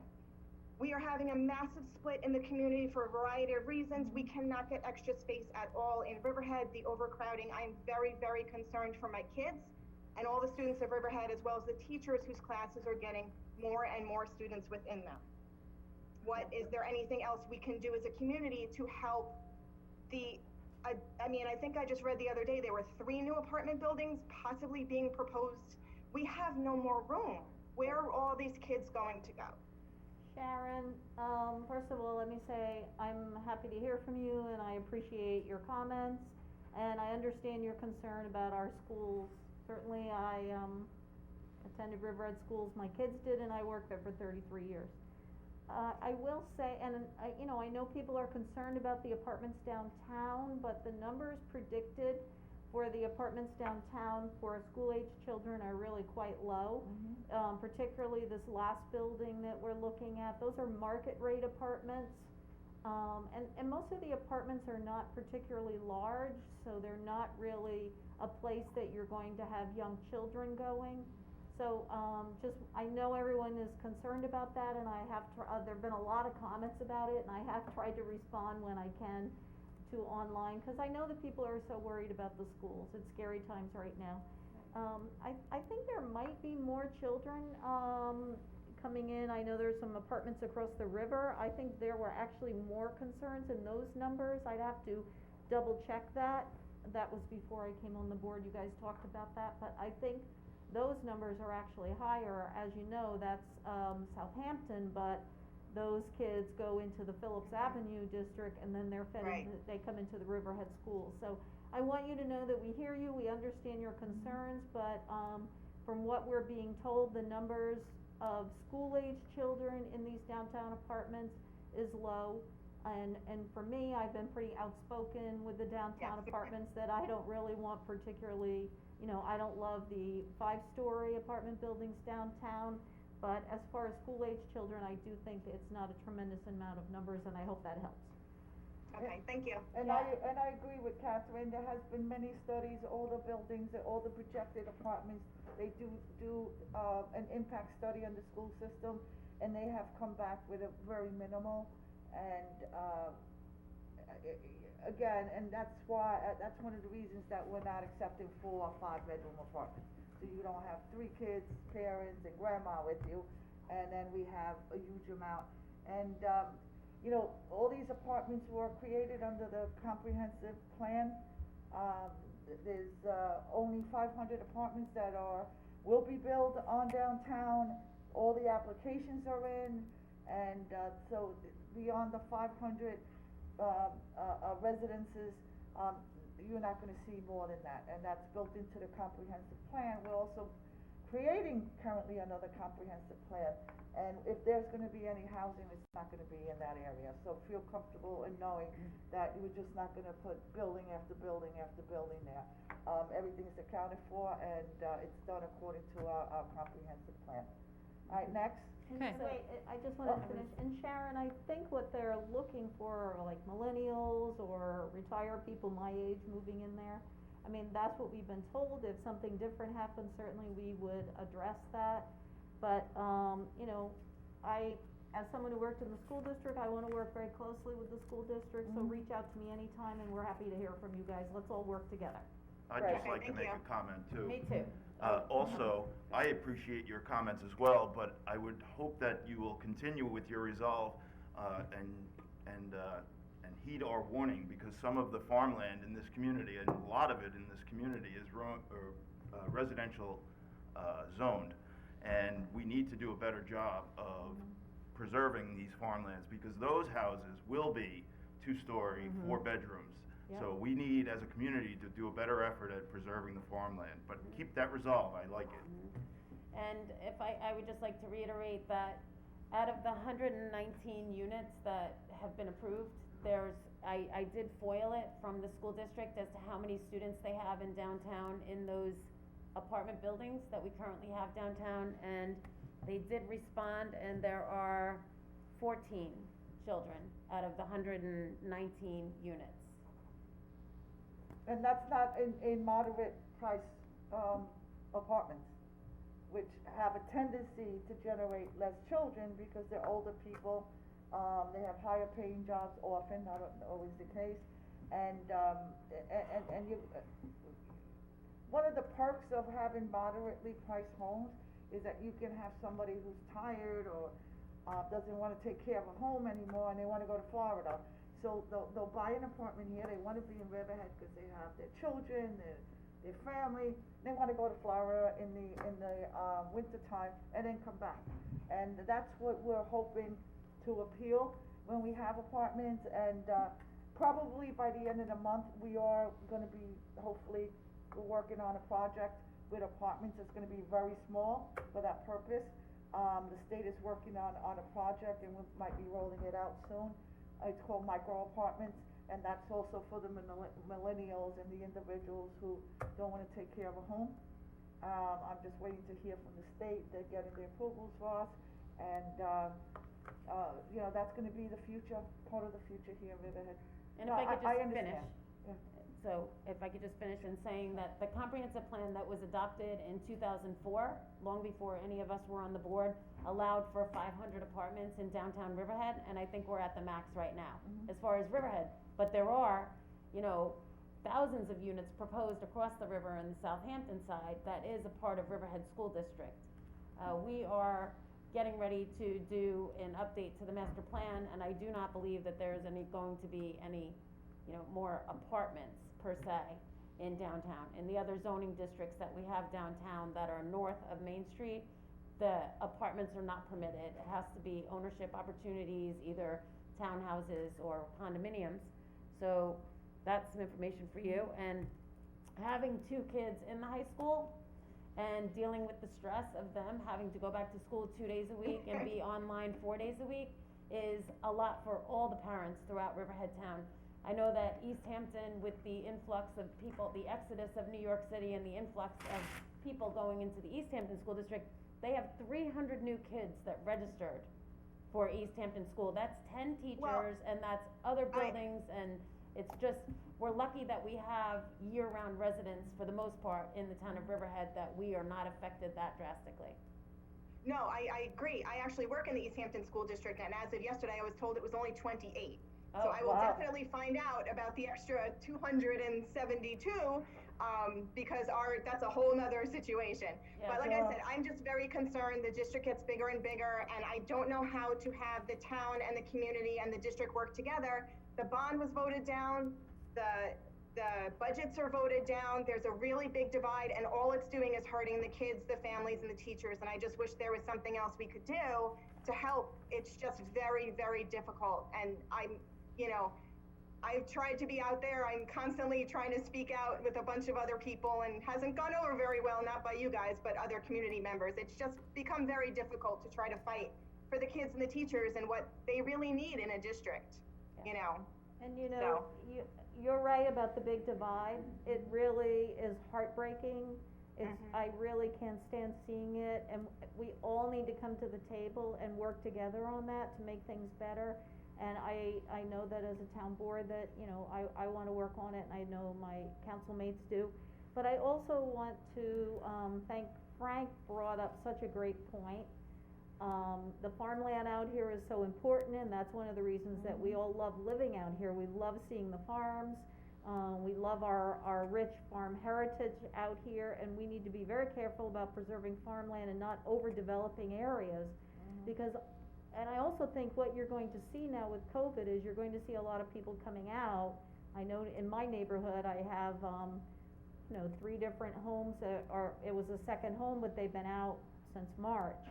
And I know the real estate market's up, so, you know, with all of that happening, I think we need, as a town, really need to think about not overdeveloping our area because, we don't wanna lose our farmlands and because, as you brought up, our schools can't handle it. No. All right, well, Okay. thank you for your time, I appreciate it. Thank you. Okay, moving on. Kathleen Okay. Beresny, you've had your hand up. Kathy Beresny, Riverhead. I listened to the Zoom meeting on August 11th of the Board of Education, and the town still hasn't sent over their 4.5 million. They did send some kind of check for 5,000, but my concern is that I know it was stated in the newspaper that it was COVID issue this year, but it was also stated that the town of Riverhead has done it previously. So my question is, this $4.5 million that is owed, because you can't collect all the taxes from all the people because of the COVID and issues that they don't have jobs, and I understand that. But now it's going to cost the town, the school district, interest money to borrow on that $4.5 million to pay their bills. That is not feasible. And if the New York state law says you must pay June 30th, then you are out of compliance. You are not, Okay, so Ms. Beresny, at the top, and you are not in compliance Bill, with can the you law. I'm sorry? Our accountant is gonna come up and just address this briefly. Hi Kathy, nice to see you. The supervisor asked, Bill Rothar to come up and address your question. He's our town accountant. I know who Bill Rothar is. I've heard that name since 2002 or 2001 when I was on the school board at the New York State School Boards Association. So I know Bill Rothar by name very well. Thank you. okay, he is also our accountant, and he is the person who writes the check, and he is the individual who also has to check between the town council, and, as you know, it was reported in Newsday, the controller was spoken to about this, and he said, there's a delay, Riverhead is not gonna, we're not gonna audit Riverhead any quicker than any other town, we have a higher amount of taxes that we have to pay, and, it's now between the attorneys, and, as soon as we set to go, we're told to write the check, it will be written, and Phil, can you add to this? Yes, the process is we collect, the tax receiver collects the taxes that are on the tax warrant. Mm-hmm. We then Bill, take, you're gonna have to be louder, I think. I'm gonna take this off. The tax receiver collects the taxes on the tax warrant that's passed by the county legislature. When we collect all the taxes that are payable to the supervisor, or when she does, she remits them to my office, who then in turn remits them to every jurisdiction in the town of Riverhead, meaning our water, our sewer, fire departments, school districts, and so forth. When we're short, the tax receiver sends a report to the county asking them to make us whole for the people, for the taxes that have not been collected. That's done at some point in June. It was delayed a couple of weeks this year because of COVID. That report then goes to the county, and the county then makes us whole. If you look at the history, I gave the board the history a little while ago. It used to come to us in August, sometimes September. It's come as late as October in the last several years. We are waiting for the county to make us whole. That's the process. They then collect the taxes and penalty from the existing taxpayers and make us whole for that. And then the process stays with the county, how the taxpayer goes about continuing to pay their taxes, or if the house goes up for sale or whatever it may be. We are still waiting for the money, the check from the county to make us whole. And as you're aware, you've been in touch with the controller, and they have to reconcile their numbers before they send it to us, and that's where we are. I just have a quick question, because I'm not familiar with the process, but it seems to me, once the county collects that money, instead of remitting it to the town, they should just turn it over to the school district directly, instead of making us the middleman. Well, what happens on the county warrant, and Suffolk County Tax Act is different than every other town, or every other county, I should say, in the state. There's one other county upstate that has a similar tax act than we do, where we are responsible for collecting the taxes and remitting it to the school districts. Most other counties, the school district will collect their own taxes, similar to what the villages do here. Okay, but so that law tells us how we're supposed to collect it and tells us that process. So we are waiting for the county now to make us whole so we can make every other jurisdiction whole. So your fire districts, every town district, we're all waiting for our portion of the money. Unfortunately, I understand the problem is the school district is not on the same calendar year as we are. So now they've already finished their last year as of June 30th, and we're waiting till August, September, maybe even October now, depending on when we get the money, to give it to them. That's why it creates a fiscal stress on them more than it does us, because our year goes through the end of December, and so does most of the districts that we are remitting this money to. And I think the complaints should go to the county, because the county should be making the towns whole so that we can pay the school districts. But if we don't have the money, because the county is still collecting the taxes after June 30th, or May 30th, then, Well, you it's know. June 20th because of COVID. Right, that's why I'm So saying it it's was a little delayed later quite this a year bit. because of COVID. No, it's Time, usually May this was 31st. one excuse. It's been done several times before. Maybe I have to foil to find out how many times it has been late to the Riverhead Central School District in the last 20 years. How, I've never heard that, how long it's been, delayed in the maybe I should foil for that, is Supervisor Aguilar? Yeah, Of course you can fall, it has happened within the last few years, and foil it, everybody, we all agree. As soon as the county, makes us whole, we will take care of it. Yeah, So- 2018 and 2019 were late, and the excuse of COVID didn't exist. So Exactly. now it's 2020, and we're waiting to get reimbursed from the county, and everything was pushed off because people had more time to pay their taxes. Kathy, I think that, you know, moving forward, I hope that we can all take a hard look at this and see if there, you know, are some ways we can work on this situation, because certainly the town wants to do right, we wanna do right by the school district. The school district is very important to our entire town in every way, economically. And I just wanna say that, there was another point I wanted to make. Oh, I know, as, you know, Bill said, it's challenging because you guys are on a different calendar year, and I know as a teacher that we were We've doing. been on a different calendar year forever, Catherine. Right, and we were doing all our ordering and such in the summer. I know that it's really a challenge for the school district, aside from this whole state aid issue, which even compounds things. So I want you to know that we will, you know, I would like to see us take a real hard look and see if we can do anything better moving forward. So nice to hear from you, Kathy. Okay. You We'll do also our have best. to realize that there's money that we have to pay to the Riverhead Free Library as well. There's a $973,000 check that has to go to them. If we don't have the monies that are collected, then we have to we have to pay the interest. And I do want to work, and yes, if it is the county, then we need to inform the county.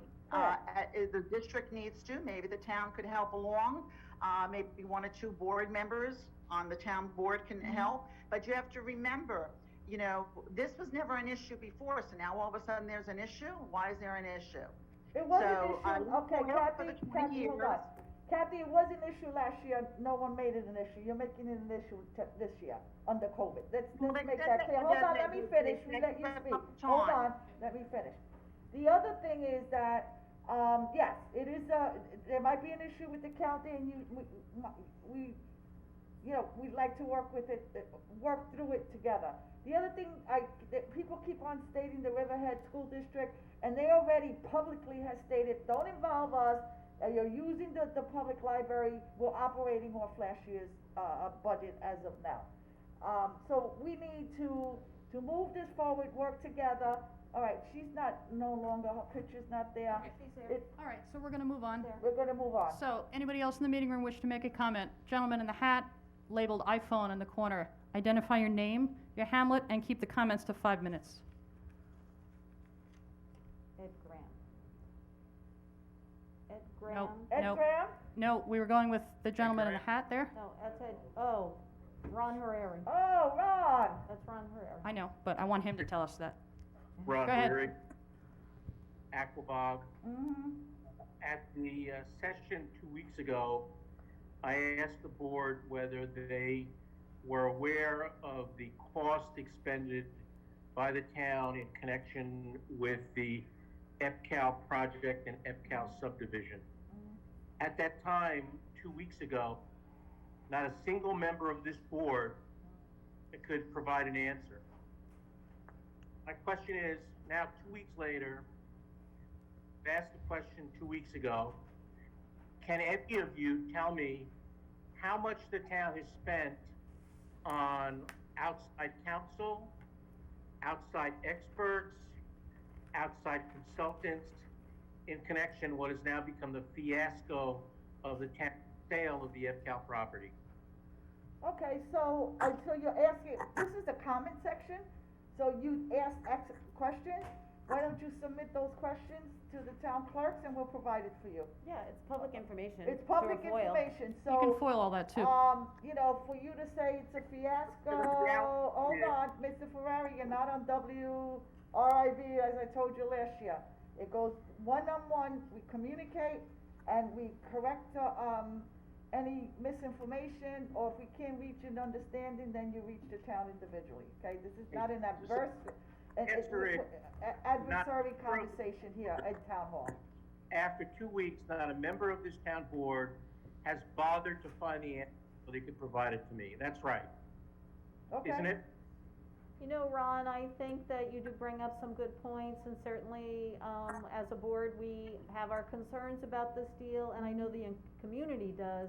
And I think actually you bring up a good point. It would be interesting to see a lot of these expenses. I think what they're asking is if you email your question, and then we'll forward it on to the people that have the ability to gather that information. Okay. So we hear you, and I think you do bring up some good points, Ron. Okay. Thank you, Ms. Kent. I have another question. The Comment. DEC rejected the town's submissions regarding EPCAL as incomplete and deficient. Councilman on WRB, as long as you bring it up, Ms. Supervisor, has stated that you do not know what will be built at EPCAL because the proposed buyer doesn't have tenants and needs to be able to lease the space before it can determine what will be built. Is that true? In substance? They can build anything under the zoning and what they presented in the qualified and eligible that we found qualified and eligible for.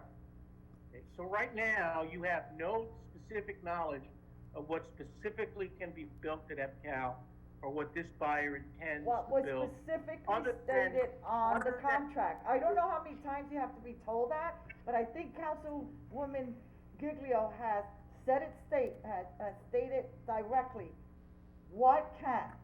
Once, and if it turns out to be cat, or whoever buys the property, they will be mandated to have town approval, planning board approval, DEC approval. Okay, right now, we're only looking for the subdivision.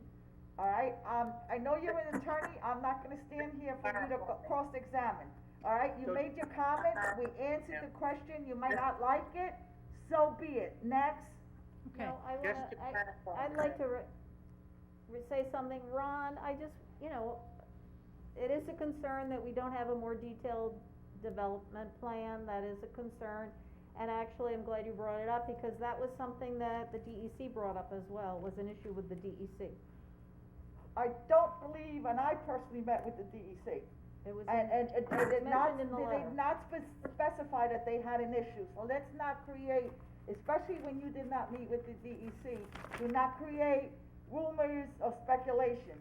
And don't- due for that to happen, we need to protect the public, the 1,050 acres, and ensure whoever comes in, it has the financial stability to develop that land.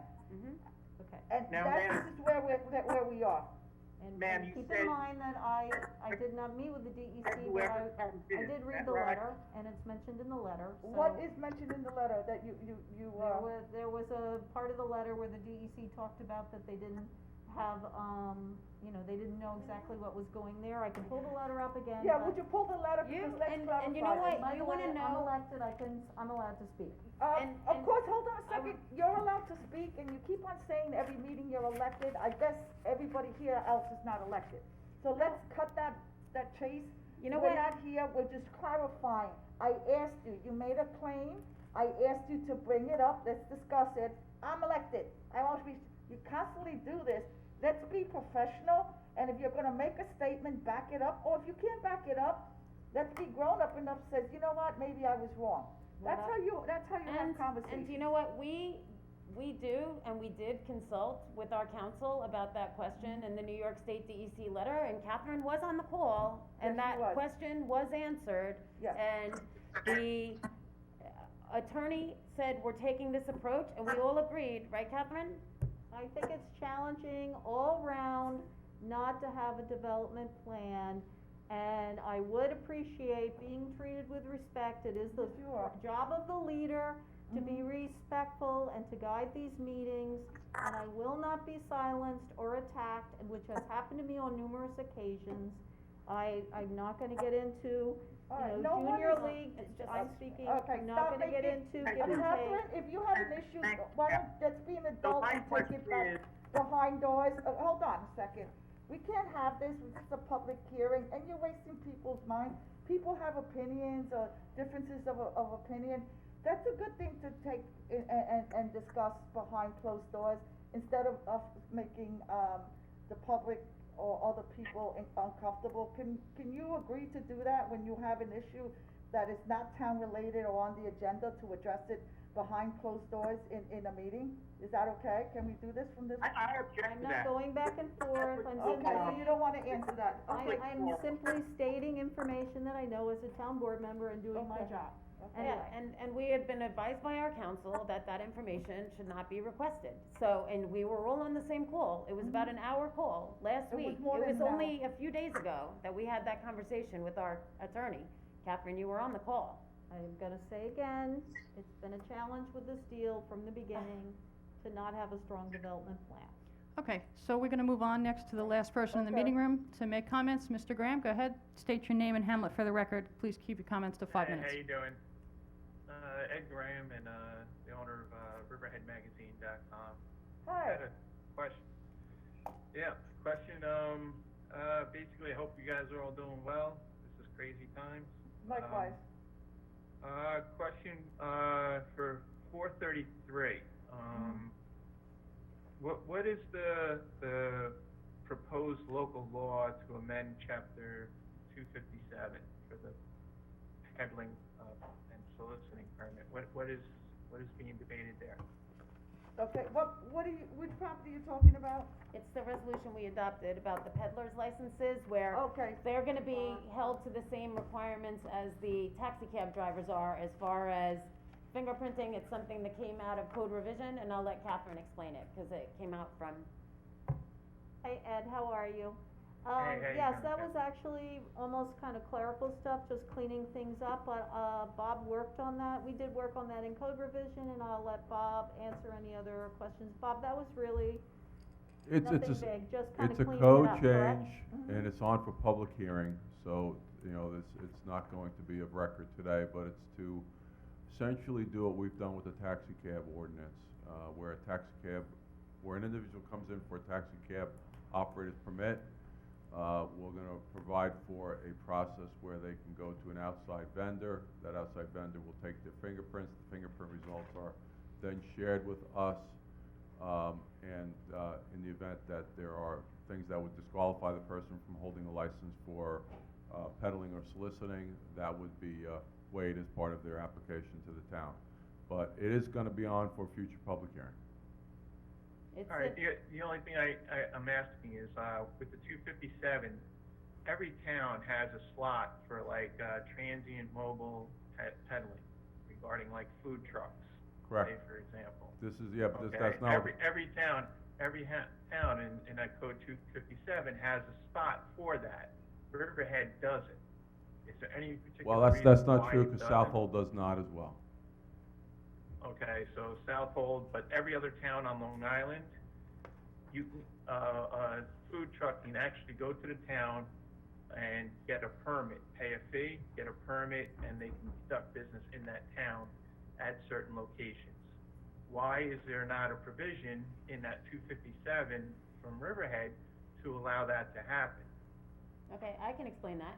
Because we Okay. had a lot of deli owners, we had a lot of restaurant owners, we had a lot of people that own businesses within the town that were saying, you know, I have a deli and I have a coffee truck that pulls up right next to me every single day and sells stuff out of the coffee truck. I'm a taxpayer here in town as a business owner and a deli owner, and this guy's taking all my business by being parked here. So Right, but it is in the just code so right you know, now. Jody, just so you know, food truck operators are also small business owners. They also pay taxes, okay? They're allowed to be So, here. you're a big proponent of, property rights management, are you not? You keep Absolutely. telling me this. Okay, so if a farm, as a property owner, wants to put a food truck there, it's their own property, and agrees into an agreement with the food truck to serve food at their farm, Yep. why is that, why are you so against that? We're not. And you are, you're saying that a food truck can't operate in the town of Riverhead because they can't get a permit to operate like every other town. No, they. Every other town, actually- except Southold. Actually, you can have a food truck at a winery, because we've had them there We before. have 'em. We have You've them. had them in the past, but then you shut them down. No. Bob? No. No. Nope. Yep, Did you I think force that, food trucks off of the properties, you shut them down in Southold, Fox and Hollow Riverhead's the same Farms thing. has a food truck. So does Yes. Jamesport Farm Brewery. So does They all Bating have- Hollow Farm They all Vineyard. have farm trucks. Yeah. Exactly, but there's no way of getting a peddling, like a transient mobile permit to operate in the town of Riverhead anywhere. It's not in the code. not true. I think that food trucks is something we can look into, certainly with all that's going on with COVID outside. Exactly, eating all is the good. restaurants need food trucks right now, One because of they're the- doing curbside. If I could just, I just wanna finish, Ed. Yep, One of the absolutely. things, and Jody brought up that point, one of the concerns in the past was restaurants who were worried that it would take business away from them. It's something we have to look, and there's a balance to it. But I think actually a lot of the restaurants have their own food trucks. So it's something that I think we should look at, and thank you for bringing it up. Yeah, and Bob, And besides, and just so you know, West Hampton had a problem with the restaurants too, not wanting food trucks, so did Patchogue. And I went in front of the Chamber of Commerce and explained to them that restaurants, they draw a certain group of people. A food truck usually has a following from outside the community. So the people that come to that food truck are coming into those towns and villages, maybe for the first time. Now they see a restaurant, they're not gonna go to that restaurant that same day, but they may bring their family members another day if they like the look of the restaurant, or they see the restaurant there, they're like, whoa, there's a new restaurant there. So not everybody eats at a food truck every single day of the week, and that's the point. Well, it's something that we'll look at. And restaurants need new they need new customers, they need new people coming into their town to visit their restaurant, and food trucks act as that purveyor. And it's been known all across the country. Look at every major city in the country, and you'll see that food trucks and restaurants work together to actually bring people into the neighborhoods. And that's what you guys have to start focusing on. Instead of rejecting business owners, you're supposed to be big business. You're supposed to be business friendly, and you're chasing that out. And I just don't understand why you would do that. So Ed, Besides maybe one or two business owners that don't see the bigger picture. So you bring up a lot of good points. Maybe you would formulate it into an email. If you wanna shoot it to me, I'm Code Revision. And, certainly I'll talk to my council mates about it. But to your point, I think one of our restaurants downtown, the the steakhouse downtown, I think they started as a food truck. So certainly it's something Exactly. that's, more And just so popular. you know, I'll give you a little insight, okay, a little heads up. Most of those food truck operators, they're transient. So what they do is they find a little niche, and then they wind up opening a business. Say in West Hampton, he started as a food truck, and now he's got a Mexican restaurant on Main Street where he's now a paying member of Main Street, tax paying. Every food truck pretty much gets their start as a food truck, and eventually becomes a restaurant. And Some Goldberger has Ed, I two got it. restaurants now. They We started got as it, a food Ed, truck. we got it, it's loud and Yep, clear. and it's in our code. They are allowed in the town of Riverhead. Chapter 257-5, permitted activities. Following activities shall be the only activities which can be licensed pursuant to this article, which is the Riverhead Town Code. The sale of ice cream, milk, and other dairy products. 2, the sale of goods ordinarily associated with the operation of coffee trucks, provided that said sale is conducted to establish businesses within the town. 3, the sale or taking orders for future delivery of goods, produce, wares, books, magazines, and periodicals or merchandise of any description by calls from house to house which comply with the restrictions set forth in 257-8. And then it goes on to the application for a license.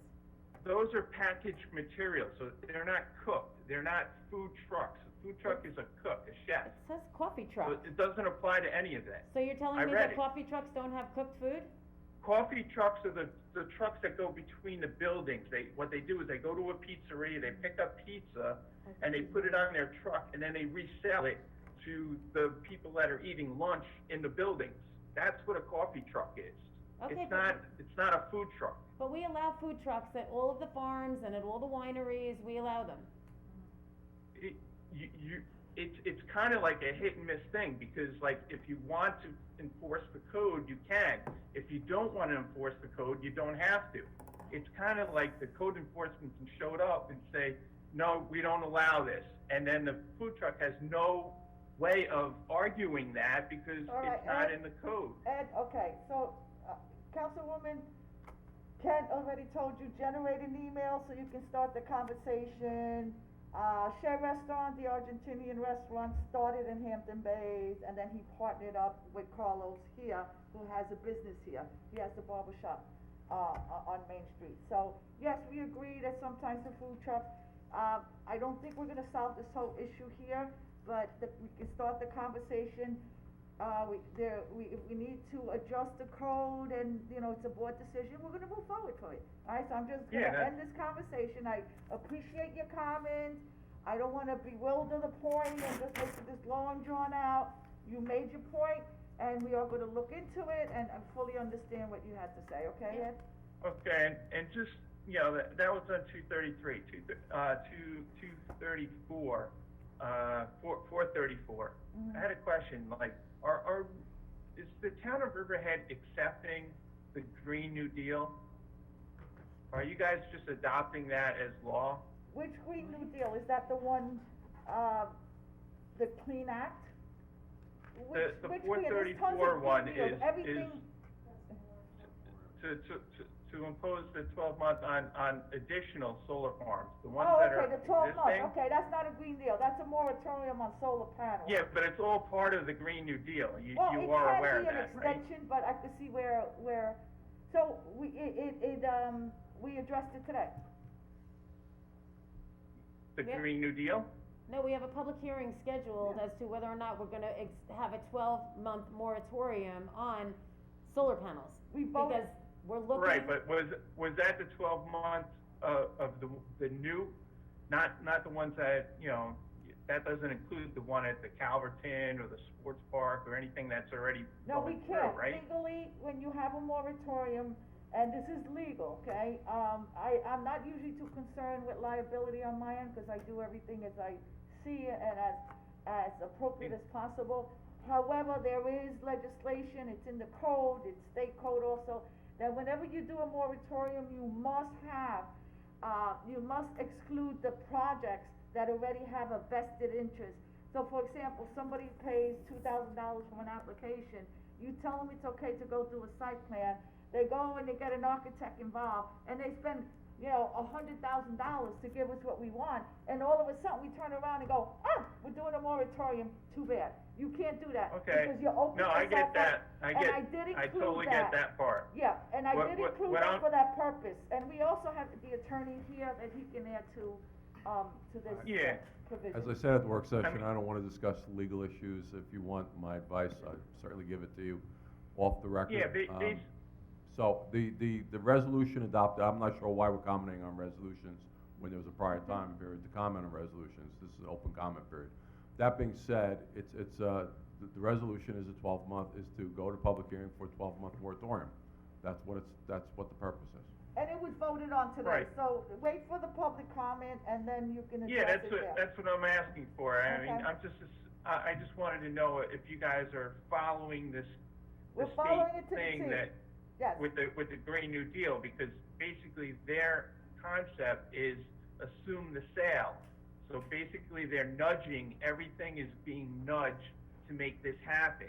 And the longer it keeps going on, the further down the process, it gets a lot harder to stop it than it is to, Yeah, well, I don't know You what you mean understand? by nudging, cause nobody is nudging me. I created, the legislation. it's not and you today in I have the particular, support Matt. of I'm my not saying colleagues. nudging you in particular, Yeah, but I'm so just that's- saying the yeah. whole process is Okay. being nudged Okay, along. I think we got it. Okay. Ed, thank you for your comments, appreciate everything. Yeah. And you'll have another All right. opportunity to comment on that during the public hearing. Yeah, what, Great. what is the date of the public hearing? And September when is 1st. that, or is there one stated or September no? 1st, but you can check the resolution, all the details are there. Yep. The September first, resolution's is that online. gonna be a Zoom thing too, or All not? the details are in the resolution, you can get everything you need there, and if you need something else, you can call our office and we'll help you out. Oh, the clerk's office. All right, All right? Thank you. very good. Take care. All right, So long. you're welcome, guys. Enjoy, Okay. stay safe. All right, so long. All right, everyone, this concludes our meeting. Can I have a first and second to close the meeting? So moved. Second. All in favor? All Aye. opposed? Thank you, everyone. Be safe, and don't forget to put in for your reimbursement for the food. Diane, I don't even see the date in this resolution for the public hearing. I don't think there's a date yet, because October 1st is next term. And then